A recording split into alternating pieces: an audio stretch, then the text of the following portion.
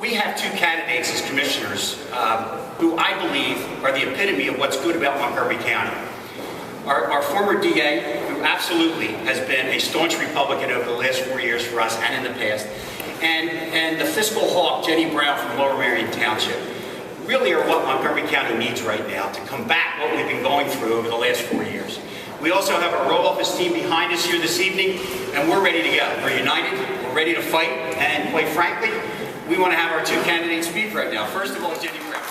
It's a very exciting time in Montgomery County, a very challenging time, and the November election is going to be a very critical one for the county, because the county can either go down the road of unnecessary borrowing, unnecessary spending, which leads to unnecessary taxes, and to a place where many state and local governments find themselves now, a place of fiscal unsustainability. The county can either go that way, or it can go with a team that is united and has the ideas that we need for Montgomery County's future.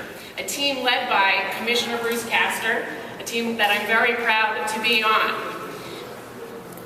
It is, after all, the condition of the county's finances that underlies all of the important spending decisions that we need to make, all of the important programs that the county has, whether it's infrastructure or services to people or transportation.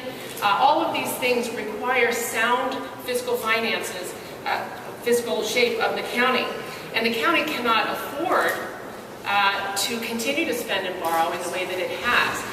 The county, our county, cannot afford 4 more years, 4 years of what our opponents have to offer. And their records are clear, and what they have to offer is not sustainable for the county. It's not acceptable.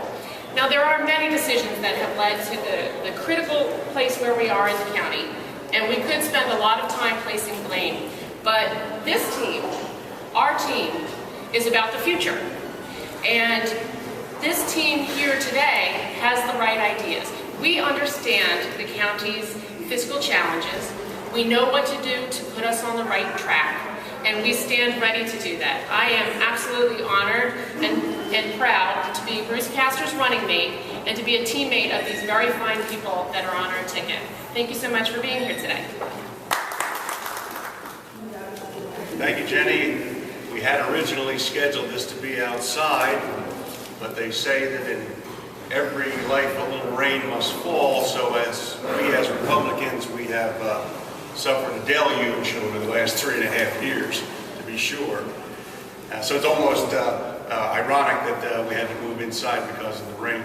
4 years ago, I stood in this very spot and I said that we couldn't afford to go back to the big spending ways of the 90s when Joe Huffle was in charge before. I used the exact quote: we learned that we couldn't afford Huffle 1 and we can't afford Huffle 2. That was 4 years ago.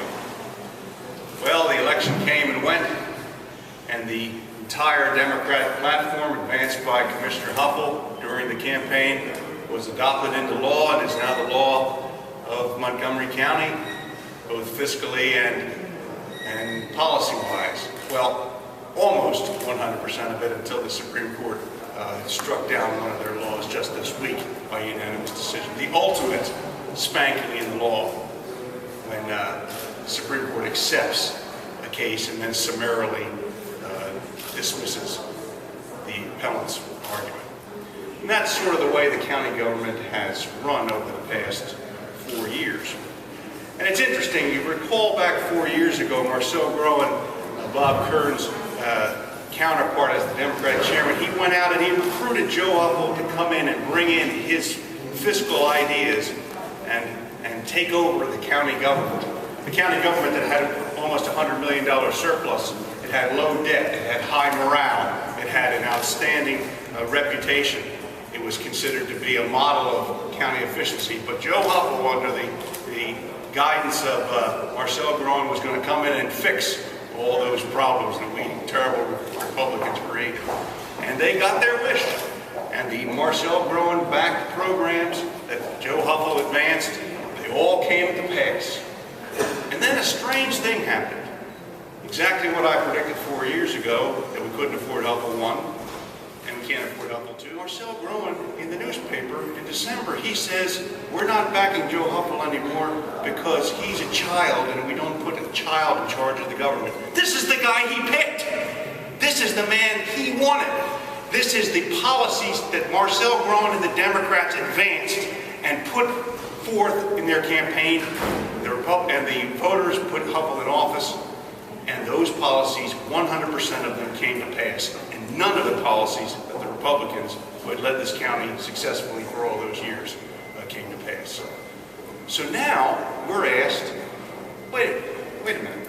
Sorry, I made a mistake with Huffle too. We don't want him. So Marcel Groen goes out and he recruits another candidate. He recruits Josh Shapiro to lead their ticket. A protege of Commissioner Huffle. The man who took over a seat held in the legislature by Commissioner Huffle. And now the Democrats are all lined up behind the hand-picked candidate Marcel Groen. Now, I don't think it is reasonable for the voters of this county to believe that the Democrats have gotten any smarter in the last 4 years in picking their candidates and their policies. Chief Democrat, Commissioner Huffle, he thinks we should toll 422, a road that the county taxpayers already paid for. We should put a toll there. He thinks that despite the fact that the governments of Hatboro, Horsham, and Montgomery Townships unanimously, the governments all agreed that they don't want an airport in the Willow Grove Naval Airstrip. But by golly, Commissioner Huffle, he wants that.